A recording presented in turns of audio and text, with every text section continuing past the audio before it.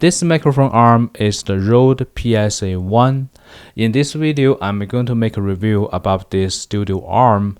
I'm going to show you why I buy this and how I feel after 2 years use. Let's get started. So in the beginning, when I'm looking for a studio arm, I did think about buying a cheaper ones, but I read a lot of reviews. They said it just couldn't hold up.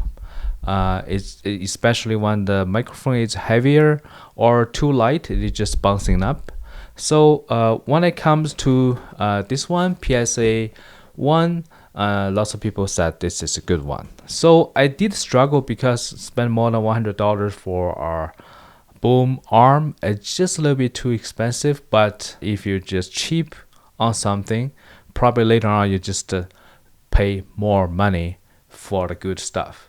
So I did buy this, and after I using this for 2 years, I never regret. I think the money I spent on the boom arm very well worth it. So when you're recording, you just don't want your microphone to move at all.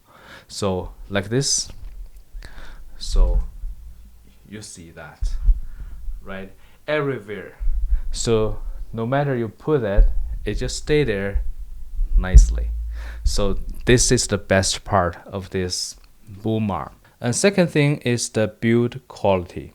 The build quality is very good. Actually, it's pretty heavy, and the material, I mean the metal is it's pretty strong, and all the hardware are very good quality as well. And the third thing is that it looks pretty good in my opinion.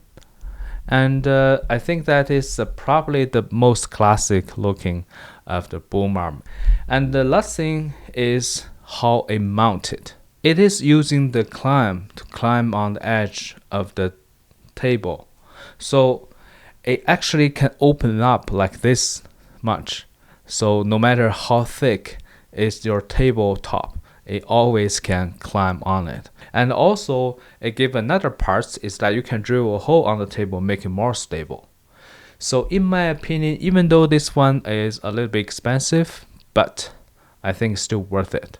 If you like something that can hold up for a long time, good quality, I think this is one to choose. Alright, I hope this video is helpful. Thank you for watching.